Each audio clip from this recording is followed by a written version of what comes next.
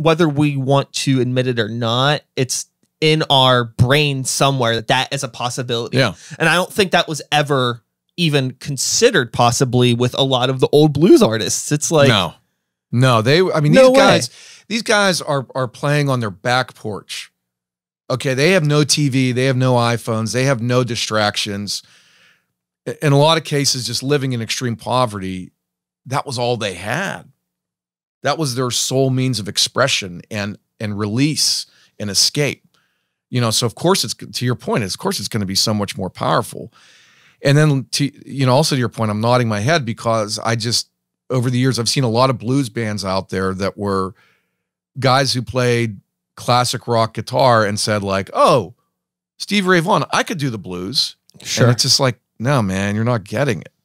Yeah, you're playing 3 chords and you're shouting these things out. Maybe you're playing a wild guitar solo, but there's no feeling there. Yeah. There's a the fine line that I feel like we walk as creators between like intention and emulation and like what are we trying to do. I feel like sometimes like if you just want to be the next Stevie Ray Vaughan and you want to just basically be a Stevie Ray Vaughan Halloween costume is your thing. Yeah. Cool. I mean, if that's what makes you happy. Right, man. That's absolutely great. But I think that it's hard to bypass how important intention is in that kind of music. And a lot of times with creatives that are trying to figure out like, why isn't this working? You know, you get, like the Facebook algorithms aren't putting my stuff out there to people or this and that, which I guess that's true, but it's also like, well, maybe you're just not making genuine stuff.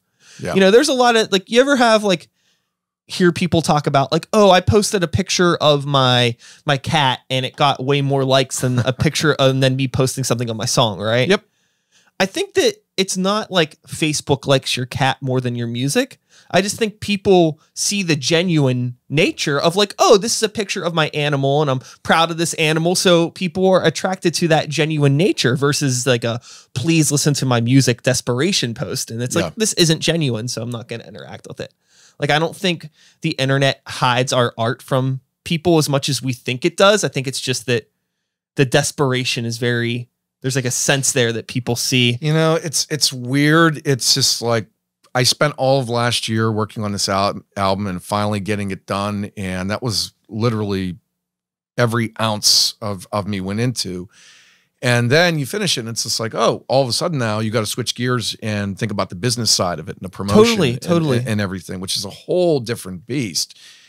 And, you know, for me, I could have more fun with it because to me, I did this for me. I did this because it had to come out. It was cathartic. Absolutely. You know, and at the end of the day, I wanted to make something that wasn't being made out there today. I made this for me to listen to and for me to have for years. You know, I had these sounds in my head and I'm like, this is it. This is what this album can say. And this is what I want to listen to. So I'm less concerned if people dig it and I get likes or I get streams or whatever. Yeah. Because I'm confident in what I've made. And what's been the best part of this is that musician friends, you know, and others are especially like, wow, man, this is really good. And that's like the best compliment you could receive.